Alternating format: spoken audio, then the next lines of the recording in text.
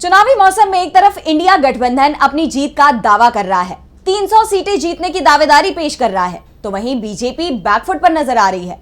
पहले जो बीजेपी 400 पार का नारा दे रही थी, अब वो अपनी संभावित हार को लेकर बहाने देने लगी है।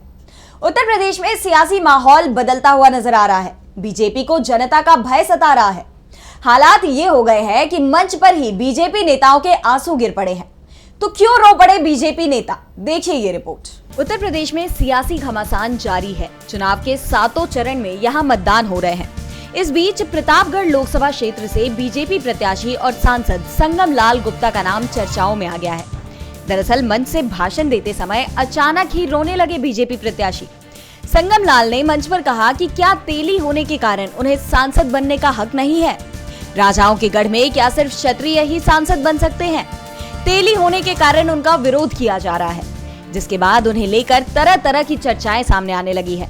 ये भी कहा जा रहा है कि हार के डर से बीजेपी नेता अब तरह तरह के बहाने ढूंढने लगे हैं।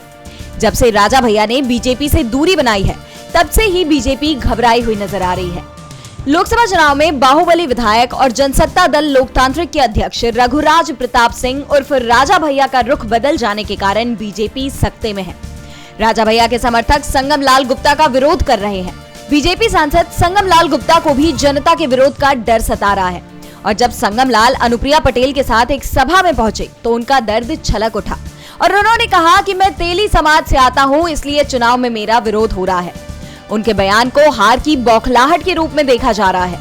आपको बता दें कि अपना दल एस का बीजेपी के साथ गठबंधन है और पार्टी की प्रमुख अनुप्रिया पटेल ने क्षत्रियों के खिलाफ बयान देते हुए कहा था कि रानी के पेट से राजा पैदा नहीं होते, लोकतंत्र में ईवीएम के बटन से राजा बनते हैं। जिसके बाद पूरा क्षत्रिय समाज एक बार फिर अनुप्रिया पटेल के साथ ही बीजेपी के बहिष्कार पर उतर आया है। डीवी लाइव की रिपोर्ट।